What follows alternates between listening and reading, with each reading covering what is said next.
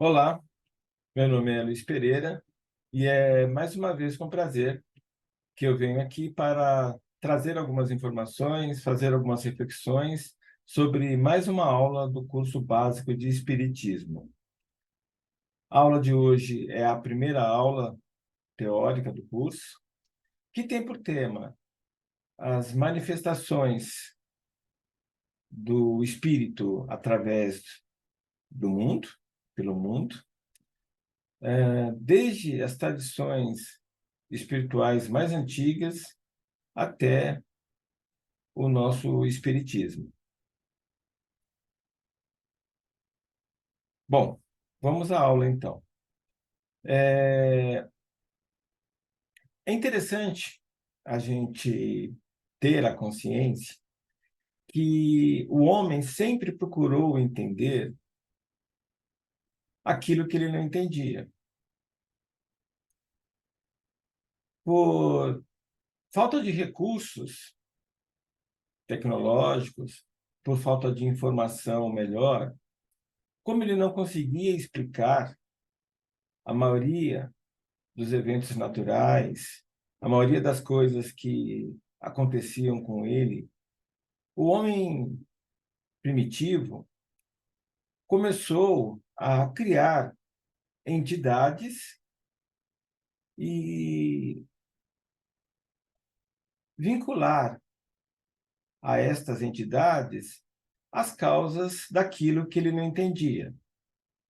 Daí nasceu o culto ao Sol, à Lua, às estrelas, como também começou a ser criadas entidades invisíveis vinculadas ao vento, à chuva e a outros fenômenos naturais. Seguindo essa mesma linha de raciocínio, o homem, no início dos tempos, começou a colocar no invisível a existência daqueles entes queridos que ele havia perdido pela morte. Então, começava-se aí a vislumbrar-se a continuidade da vida após a morte física, porque aquele ente querido continuava existindo, só que de forma invisível, como um espírito que não pudesse ser visto. Então, essa busca no invisível pelas explicações não encontradas no visível sempre aconteceu. Sempre o homem procurou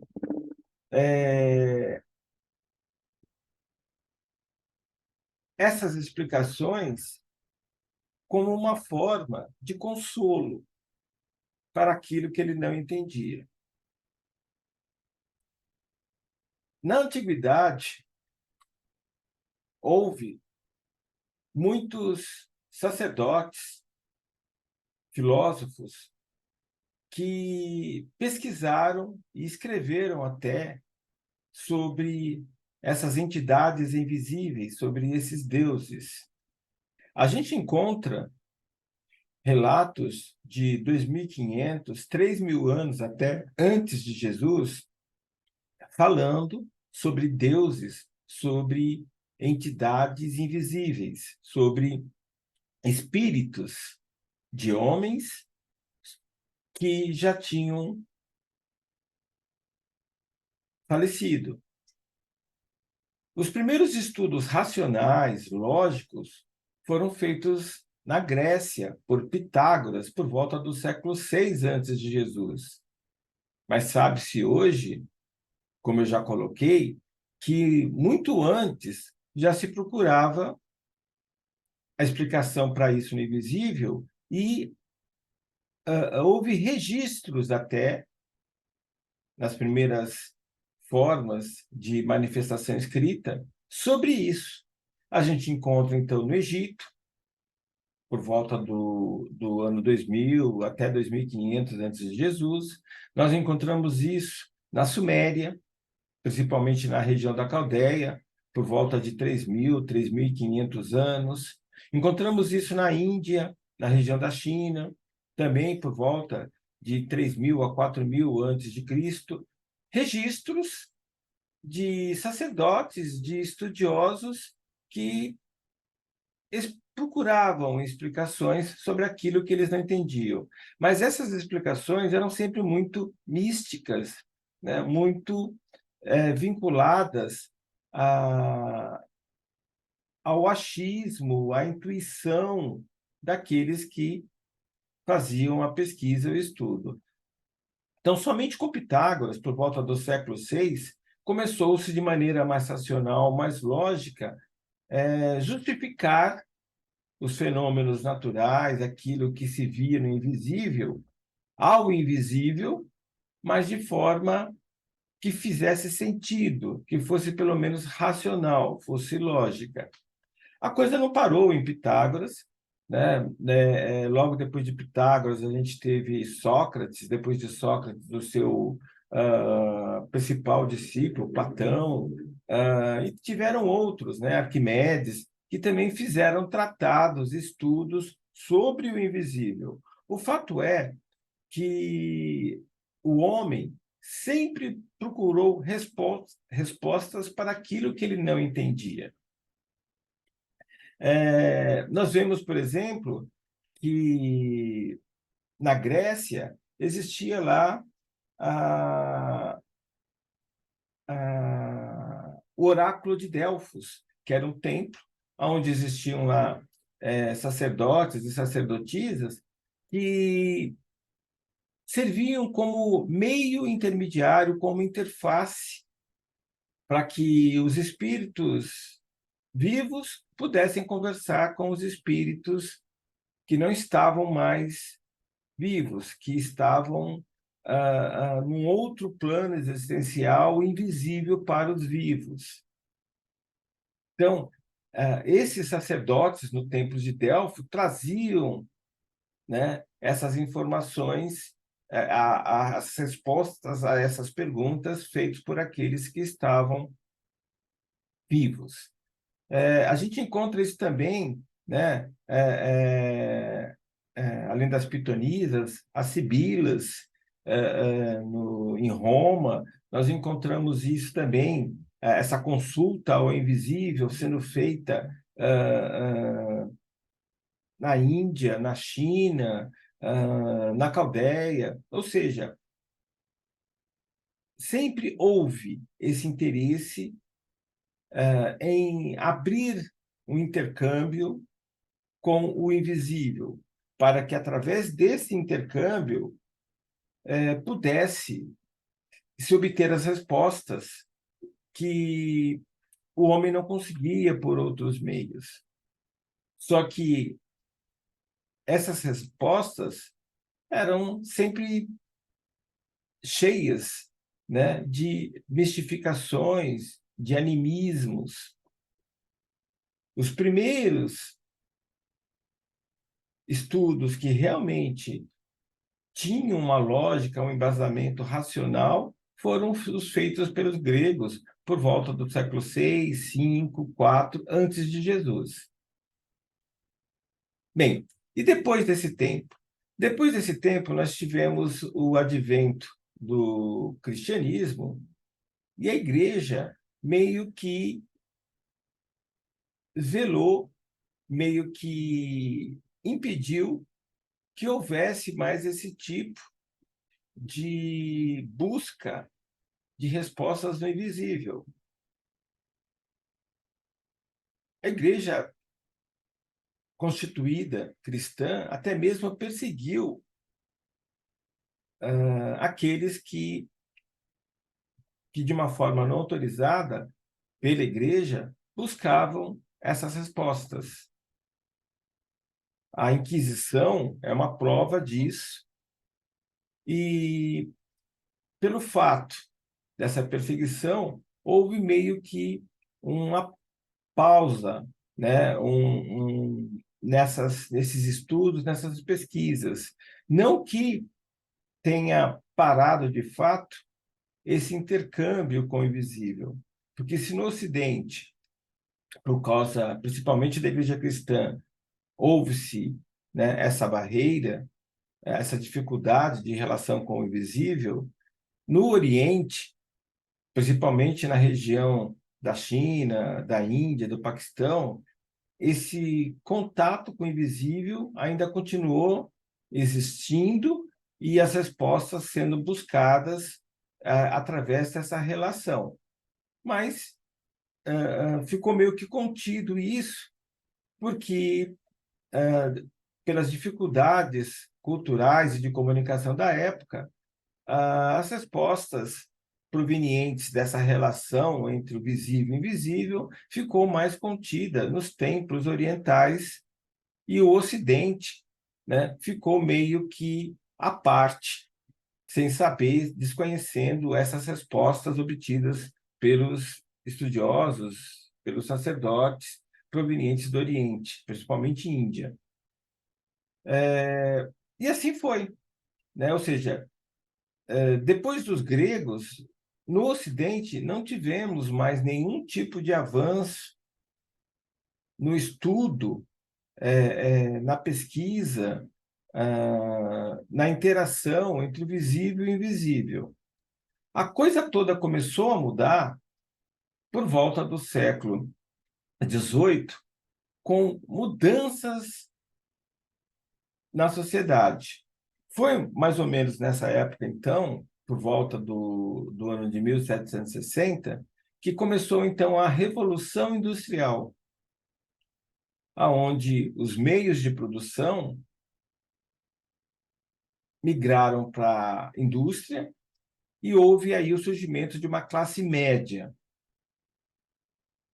que tinha mais tempo e mais interesse em buscar informação do que aqueles agricultores que não tinham tempo, porque acordavam cedo e dormiam cedo, que trabalhavam no campo.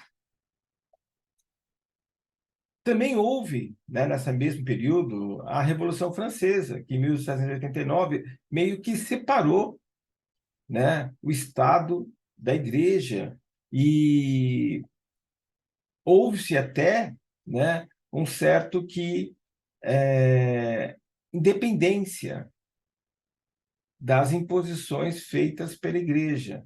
Se somarmos a Revolução Industrial com a Revolução Francesa, com o advento de outros eventos que também ocorreram na época, como, por exemplo, a cisma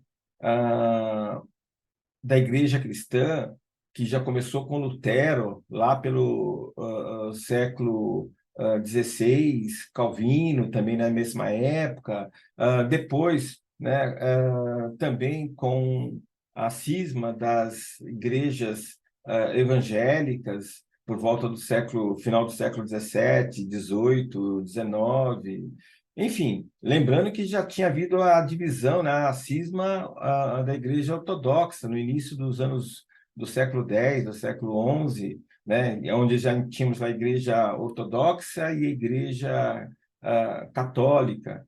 E, então, com essas divisões, a Igreja perdeu muito poder também.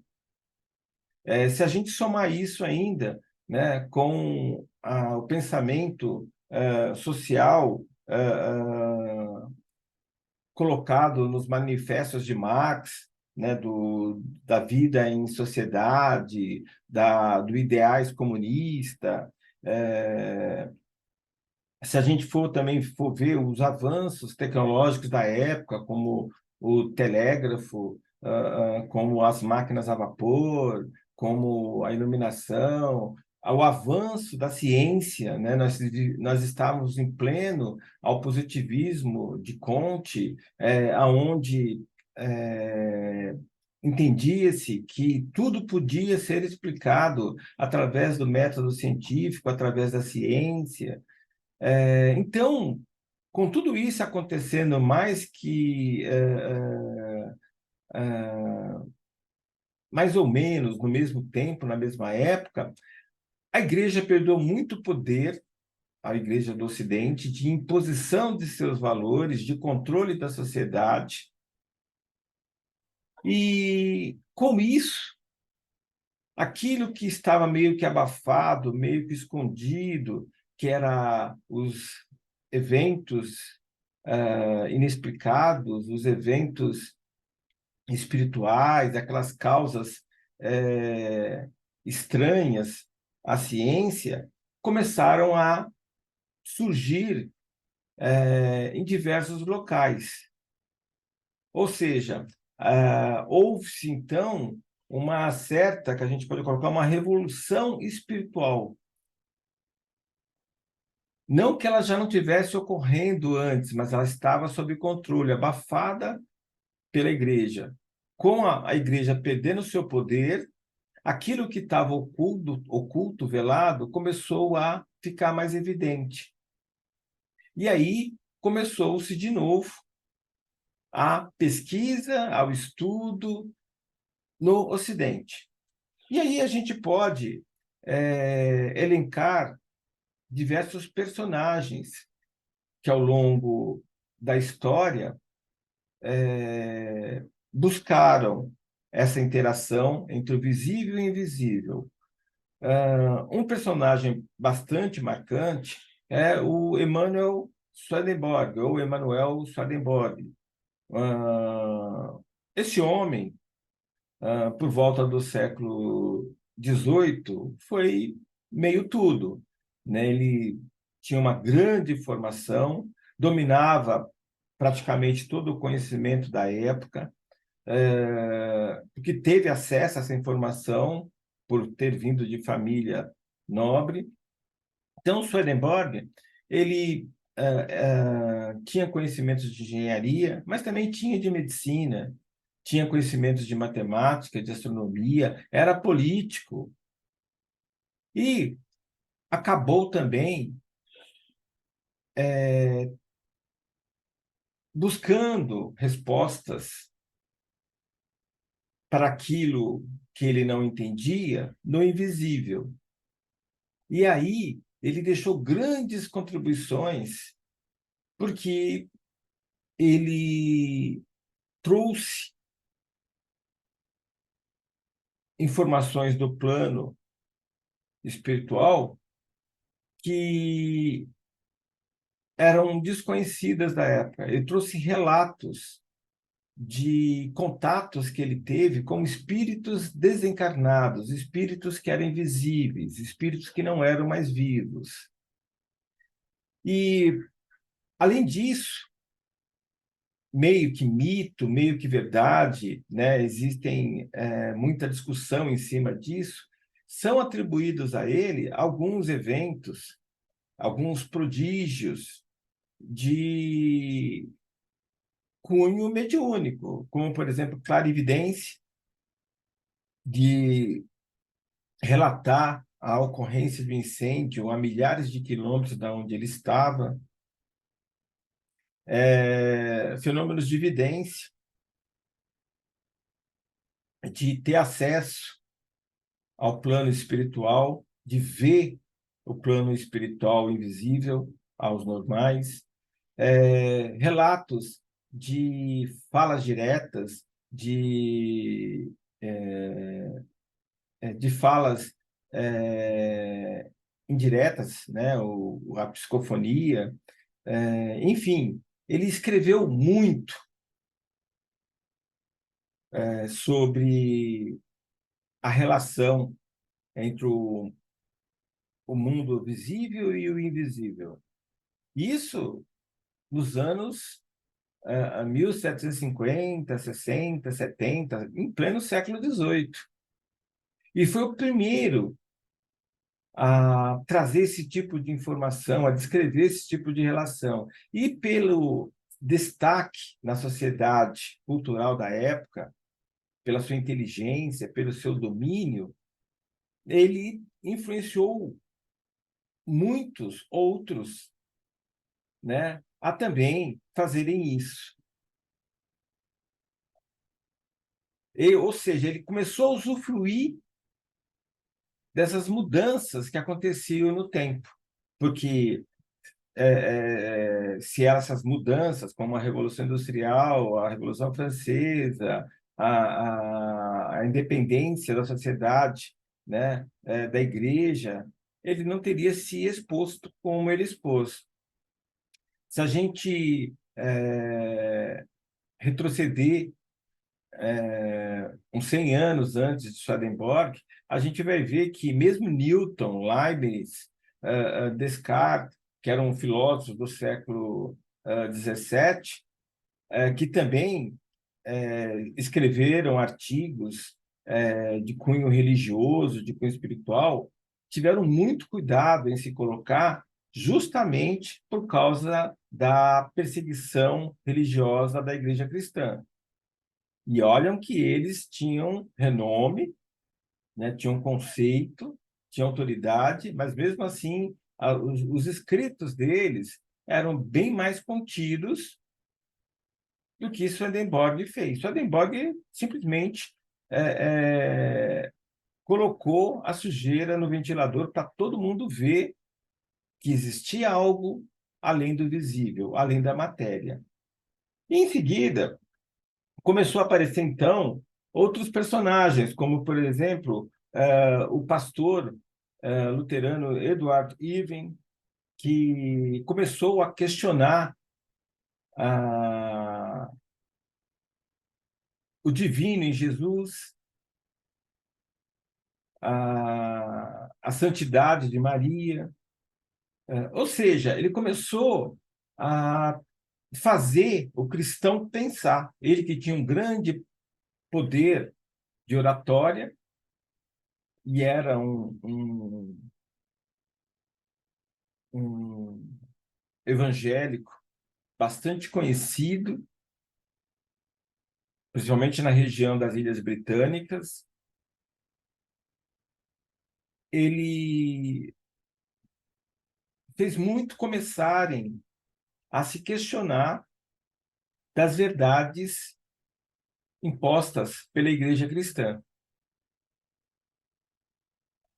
E aí também começou a aparecer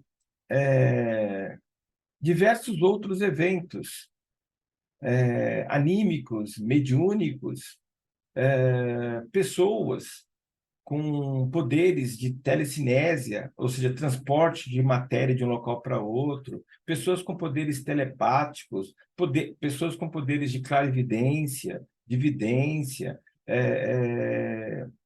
de psicofonia, de fala direta, enfim, começou a purular pela região da Inglaterra, da Europa, pessoas fazendo o extraordinário. Um deles foi o Douglas Home, que existem diversos relatos no século XIX dele levitando, dele transportando objetos de um local para outro, dele dando voz a espíritos desencarnados.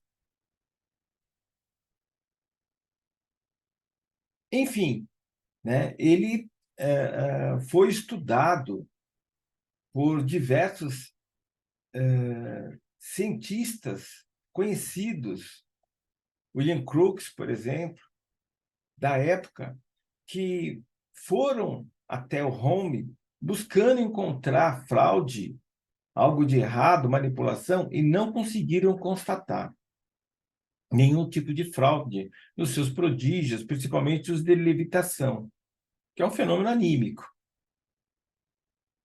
Mas também os de telepatia, telecinésia, né, clarividência, como já coloquei, também, né, não conseguiu explicar de maneira científica como aquilo ocorria. Se a ciência do visível não consegue se explicar, então descortina-se aí todo um universo a ser estudado, a pesquisado pelo homem. Outro, para falar só de mais um personagem que também viveu na época, em meados do século XIX, que também influenciou esse estudo, essa pesquisa com o invisível, foi o André Jackson Davis, esse já um norte-americano, que, mesmo sem cultura nenhuma, com baixa formação formal, produzia artigos de alto teor, de alto valor científico. Dava palestra para pesquisadores, estudiosos de áreas que ele não tinha formação, que, que deixavam aqueles que assistiam às suas palestras admirados de como ele trazia aquele conhecimento, aquela informação, se ele não tinha aquela formação. O que se sabe é que ele entrava em transe, e quando ele estava nessa situação de transe, ele tinha acesso a informações que, em estado normal de consciência, ele não tinha. Ele começou a ter esses transes por volta dos 17, 18 anos, de maneira provocada, e ele descobriu isso de maneira até mesmo ao acaso, né? Então, um circo que passou pela sua cidade, né? Tinham lá praticantes de hipnotismo, de mesmerismo, que colocaram ele em transe, e a partir disso ele descobriu esse seu potencial. O fato é que ele trabalhou isso, e aos 30 anos ele já conseguia mudar o estado de consciência e entrar em transe sem precisar de intermediários. Mas ele ficou conhecido e famoso através de pesquisadores e estudiosos que colocavam ele em transe. E ele, em transe, ele trazia essas informações, escrevia livros, dava palestra, resolvia problemas, fazia psicografias, trazendo informações que ele não conhecia. Esse é o fato. Ele morreu jovem, porque tinha problemas de tuberculose.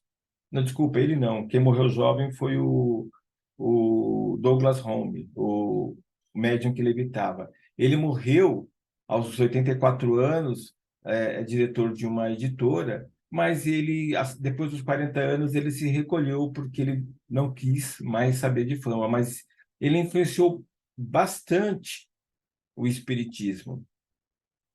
Kardec, ele mesmo relata isso na Revista Espírita, teve contato com os livros escritos por ele. Ele escreveu alguns livros quando começou esse processo de ficar famoso, o André Jackson Davis. E esses livros serviram de referência para Kardec na construção da doutrina espírita. Porque ele ficou bastante conhecido justamente entre 1845 e 1865, 70, que foi justamente nessa época que Kardec codificou a doutrina espírita. Tudo bem que o Jackson, né, Davis, estava nos Estados Unidos, e a comunicação não era tão fácil como é hoje. Mas Kardec coloca que teve acesso a escritos do André Jackson Davis e que ele teve essa referência que corroborava as informações que ele conseguia através do seu trabalho. Outro caso que também ficou famoso e que também é dessa época, né, de meados do século XIX, é o caso das irmãs Fox, que foram morar numa casa alugada na periferia de uma cidade e que começou nessa casa a, a ocorrer fenômenos de batidas que as irmãs, no início, viram como uma brincadeira, mas que, com o passar do tempo e com o conhecimento desses fatos pela família, perceberam que essas batidas eram inteligentes e que podiam ser utilizadas para obter respostas a perguntas formuladas.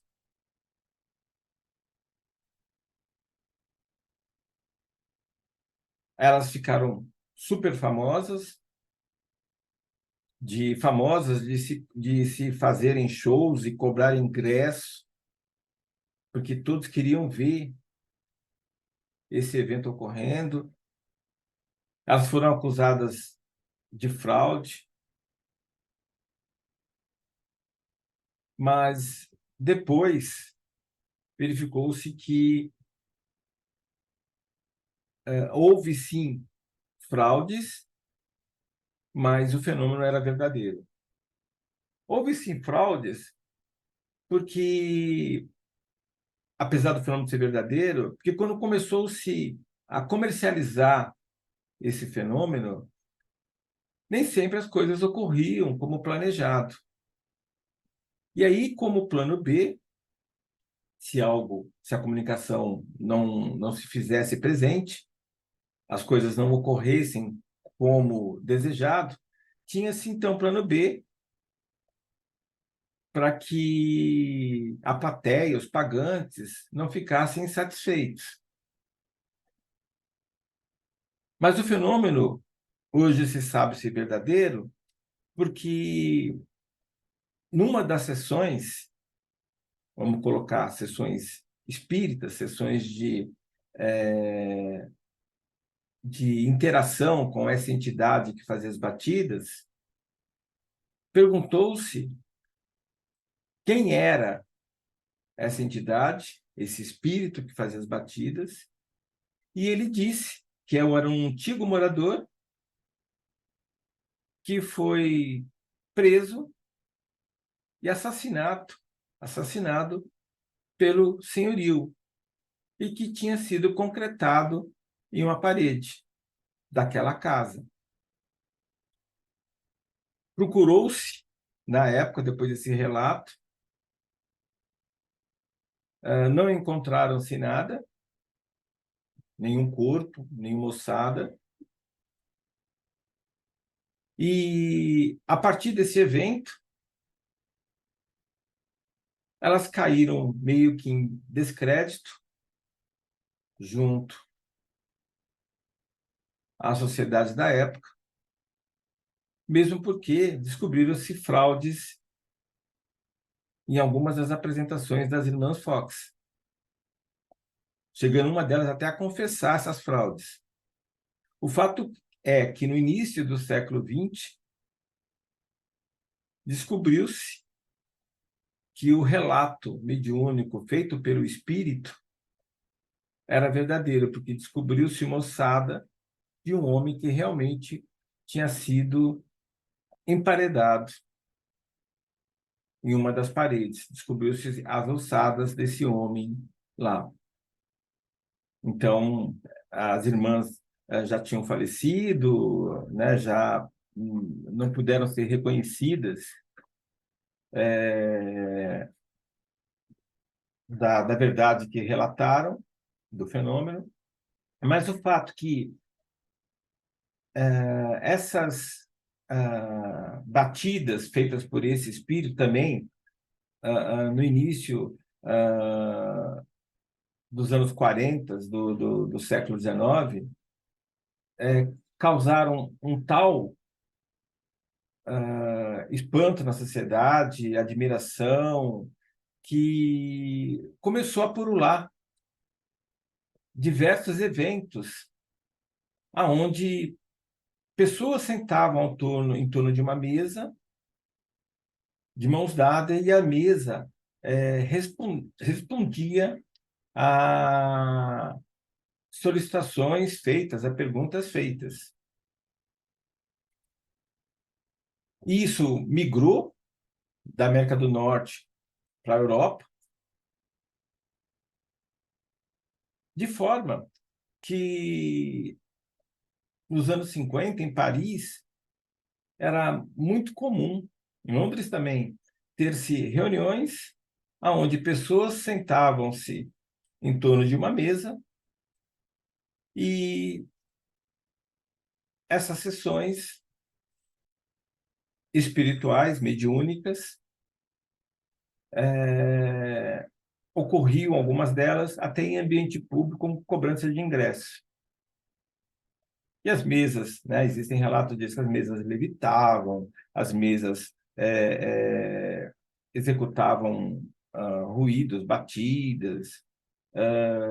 Começou-se com o tempo a construir-se dispositivos que pudessem responder de uma forma mais fácil as respostas às perguntas feitas, né? Então começou-se a bolar dispositivos aonde um cesto ficava ao centro da mesa com um lápis agregado e as pessoas tocando nesse cesto com um lápis agregado, o espírito, através dessa solução, conseguia escrever ou apontar letras de uma forma mais rápida e mais sofisticada que simplesmente bater, produzir batidas. A tábua de Ischua também muito utilizada por religiões pagãs, também era um meio disso, né? Era um tabuleiro com letras, números e com um cursor que apontava letras ou números de acordo com a resposta que se queria dar. Enfim, o fato que esse fenômeno das mesas girantes, das batidas, dos cestos de escrita, virou, né, uma ocorrência comum, tanto nos Estados Unidos como na Europa, e perdurou isso por cerca de 10, 20 anos, esse tipo de coisa. E foi nesse contexto que surge Kardec. Kardec, em meados do século XIX, 1850, ele era um professor, membro da Academia de Ciências de Paris, com alguns livros de matemática e de gramática produzidos, reconhecido pela sua qualidade como professor, e ele começou a ser convidado para participar desses eventos.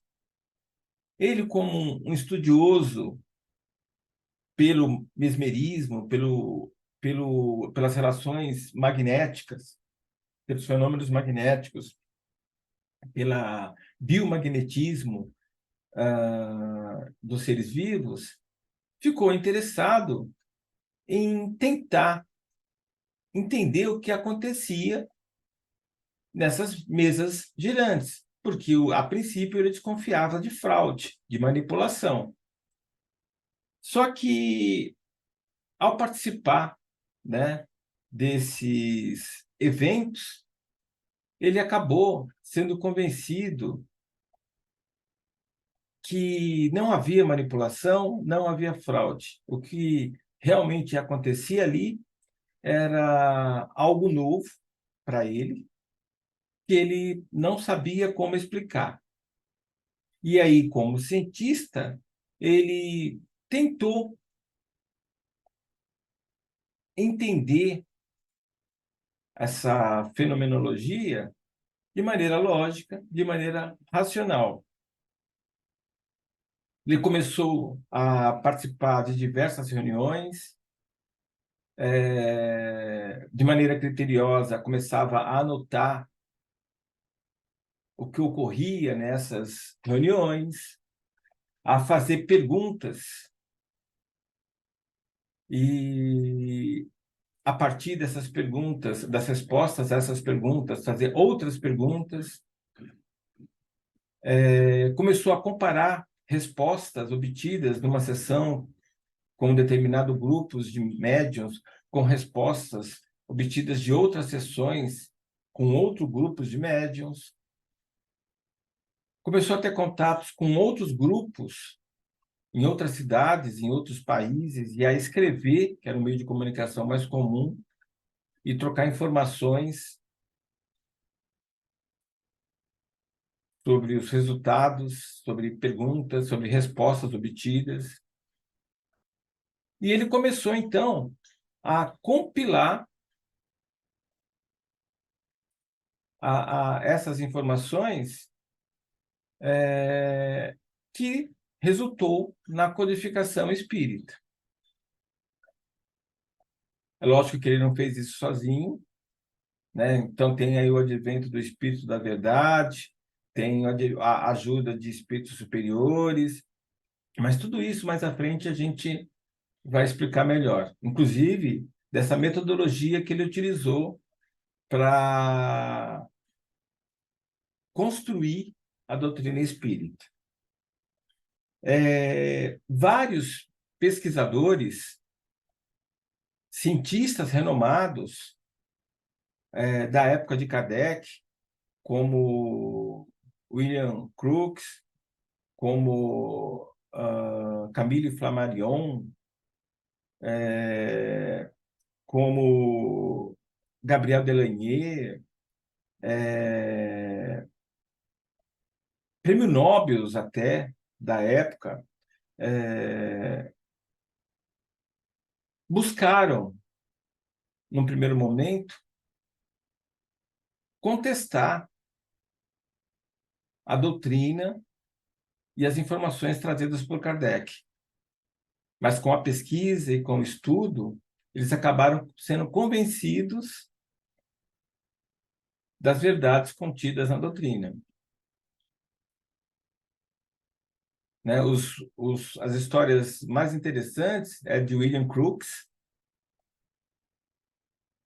né? Mais conhecidos pelo tubo de raios catódicos, e por Ernesto Bosano, que declaradamente produziram experimentos para contestar as informações que Kardec trouxe na doutrina, e com o repetir dos experimentos, com os resultados obtidos, chegaram à conclusão da verdade do mundo espiritual e das informações que Kardec trouxe, passando a ser, na verdade, divulgadores da doutrina espírita, discípulos de Kardec. William Crookes, conta-se, até chegou a se apaixonar por um dos espíritos que se materializava nos experimentos que ele fez. Charles Richer, prêmio Nobel de Medicina, apesar de nunca se declarar espírita, em seus livros, ele dá vários depoimentos a favor dos escritos de Kardec. Camille Flammarion, astrônomo famosíssimo, colocou sim, dificuldades até com a academia por defender os escritos de Kardec.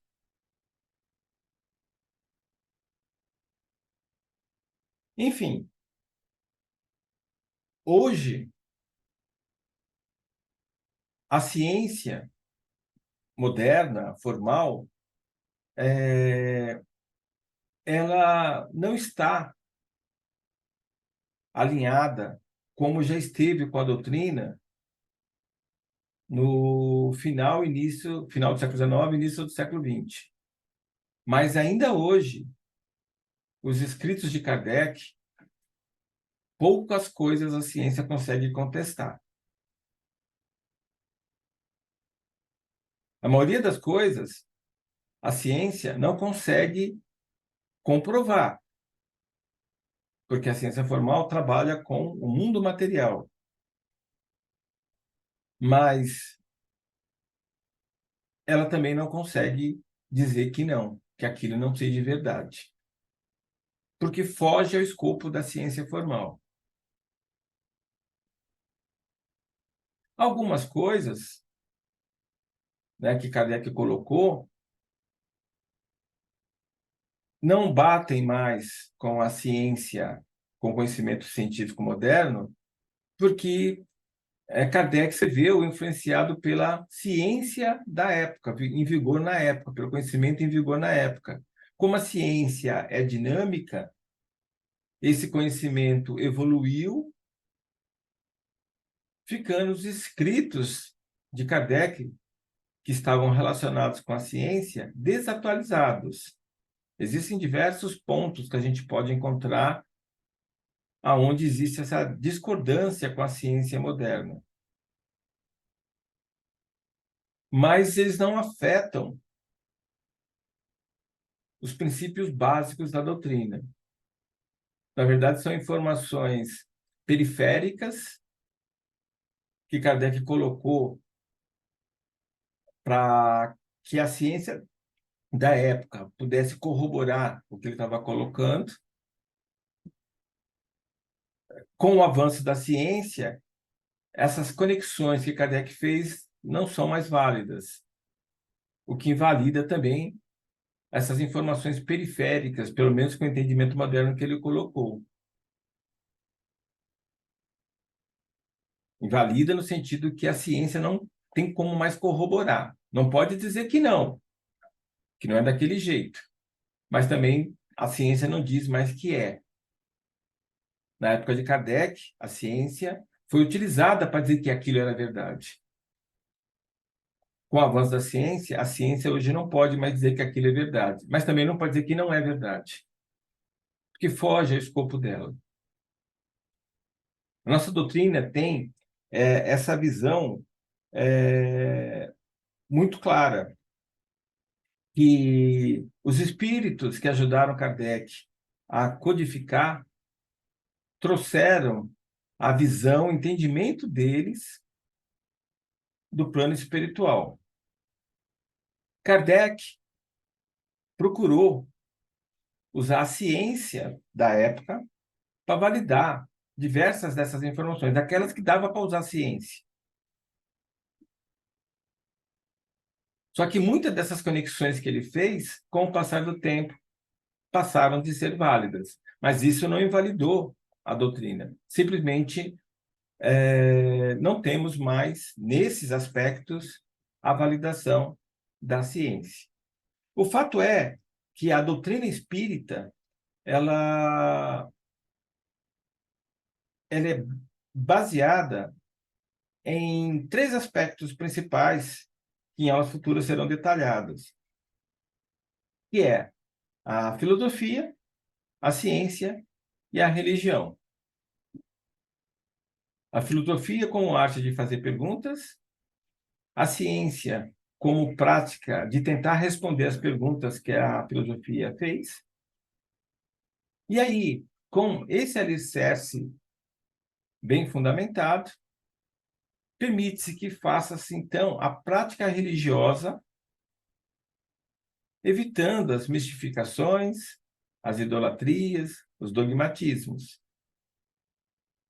E essa prática religiosa que a doutrina espírita inspira é uma prática religiosa que tem tudo a ver com o significado da palavra religião, de conectar o espírito encarnado com os espíritos desencarnados, de fazer essa religare, essa conexão, sem nenhum tipo de intermediários, sem ritos, sem liturgias, sem livros sagrados. Essa que é a ideia da doutrina espírita. Não é, doutrinar no sentido de impor verdades, de impor dogmas. Na verdade, a doutrina existem princípios, conceitos, axiomas, premissas que são sugeridas para que nós conhecemos e apliquemos em nossas vidas.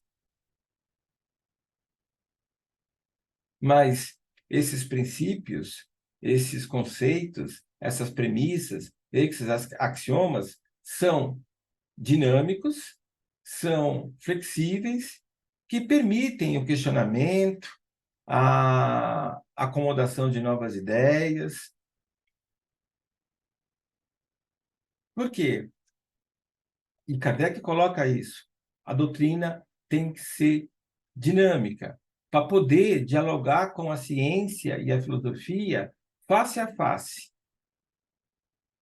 Ou seja, a doutrina não pode ir contra a ciência, a doutrina não pode ir contra a filosofia.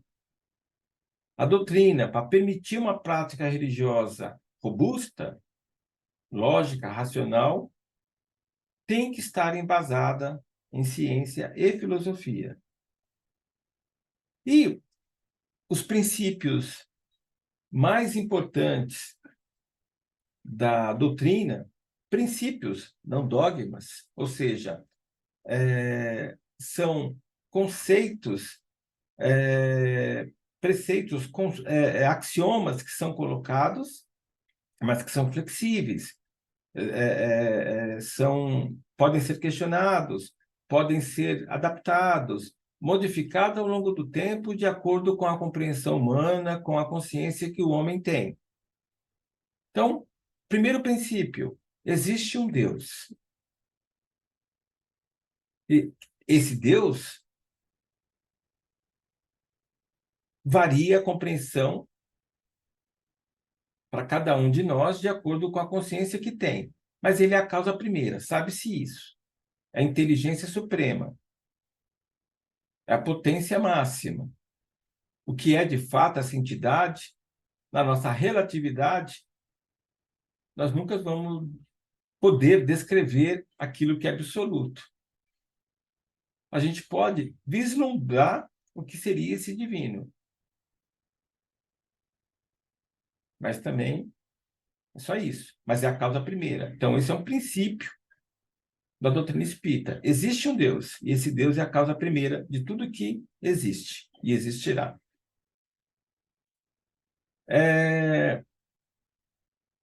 Um outro princípio. Nós somos espíritos. E espíritos imortais. Ou seja, que não temos fim. Nós não morremos. Esse corpo não é o meu espírito. Esse corpo serve de vaso, de habitat para o meu espírito nesse tempo e espaço. Mas meu espírito é uma consciência que não tem uma forma pré-definida, não tem um sexo pré-definido, não tem uma cor pré-definida. Essa consciência plasma corpos pelo qual ela se manifesta e ela evolui em termos de consciência. Então, um outro princípio é o acreditar que existem espíritos, que somos espíritos e que somos eternos. Um outro princípio é o princípio da comunicação entre os espíritos. visíveis e invisíveis. Ou seja, é possível os espíritos se comunicarem.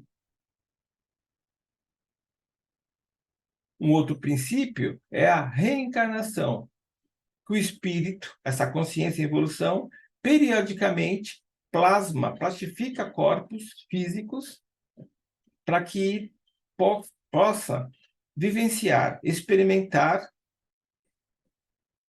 validar consciências, aprendizados, conhecimentos na matéria. E, por último, existem outros princípios, a pluralidade dos mundos existentes. Ou seja, o espírito pode se manifestar em diferentes planos existenciais, em diferentes mundos. Bem, eu coloquei aí uma listinha com 5 princípios, na minha visão, são os principais, mas existem outros princípios da doutrina. São princípios, não são dogmas. Então, o princípio da existência de um Deus, de um divino, de um Criador, de um Pai, é um princípio. Esse princípio é a causa primeira de tudo que existe. Como, por lógica, não existe efeito sem uma causa, então essa causa primeira é o que nós convencionamos chamar de Deus, de divino. É um princípio. Como é o princípio também de acreditarmos que existem espírito e que nós somos espíritos, consciências em evolução, e que por isso somos eternos, sempre em evolução, sempre expandindo a nossa consciência, a nossa compreensão do mundo. Como também é o princípio que nós podemos, como espíritos, nos comunicar, independente se estamos na matéria encarnados ou não. Ou seja, a comunicação entre espíritos, independente do plano existencial, é uma realidade. Outro princípio, o princípio da reencarnação, que os espíritos periodicamente plastificam, plasmam corpos para que, através desses corpos, eles possam se manifestar, vivenciar, aplicar, provar, comprovar aprendizados, vivências, consciências. E o último que eu coloquei é que os espíritos podem existir em diferentes planos existenciais, em diferentes mundos. É o princípio da pluralidade dos mundos. Bem, ao longo da humanidade, vários avatares representantes do divino se manifestam, ou seja, espíritos de grande conhecimento, espíritos mais evoluídos que a grande maioria dos espíritos, eles evoluem, eles encarnam para que possam, através das informações, do conhecimento que eles trazem, fazer com que a humanidade, os espíritos encarnados, possam dar um salto qualitativo de consciência. Então, eles trazem mensagens e informações que permitem para aqueles que aplicam esse conhecimento, essas mensagens trazidas, a ter uma compreensão, uma consciência maior. Na doutrina espírita, em especial, 3 avatares do divino são reconhecidos como mensageiros que trazem revelações do Criador. Moisés, com seus 10 mandamentos, Jesus, com sua mensagem de paz, amor, fraternidade, e Kardec, com a doutrina espírita. Essa informação é uma informação que a doutrina nos traz de cunho periférico, mas que tem total valor para o estudo da doutrina, principalmente quando a gente compreende os valores cristãos. Mas isso não quer dizer que não existiram outros avatares, outros representantes do divino com mensagens. Nós citamos 3 aqui que estão relacionados com o cristianismo, com a doutrina espírita. Mas a doutrina não coloca esses três como os únicos representantes do divino, os únicos que trouxeram revelações do plano espiritual, revelações, conhecimentos do divino. São só três avatares que trouxeram três grandes revelações que a doutrina espírita reconhece de valor, principalmente para a fé cristã. Em momentos mais oportunos, em aulas futuras, isso será mais trabalhado, mais detalhado. Agora eu quero colocar para vocês um vídeo com uma música que ilustra bem toda a fenomenologia espírita dos eventos mediúnicos que coloquei nesta aula de hoje. Espero que gostem. Vamos a ela.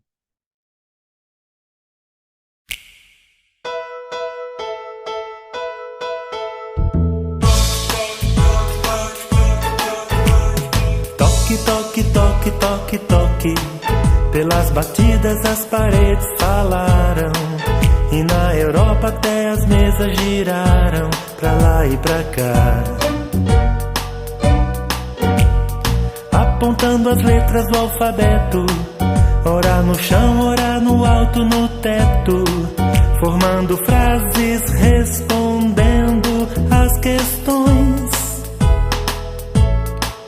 Quem é que estava por trás disso? Alguém se preocupou com isso e começou as suas investigações. E descobriu que aquele jeito esquisito foi a maneira que então os espíritos usaram pra chamar sua atenção. E foi assim que Allan Kardec observou como é que tudo acontece no intercâmbio entre nós e o além. Desenvolveu aquela nova ciência com muito estudo, muitas experiências, que o seu livro dos médiuns mostra bem. Agora pela voz, pela caneta, não é preciso mais usar a prancheta, pois até mesmo pela intuição, nossos amigos espirituais sempre nos trazem as lições de paz, saudade, incentivo e muito mais. Nossos amigos espirituais sempre nos trazem as lições de paz, saudade, incentivo e muito mais. Muito mais.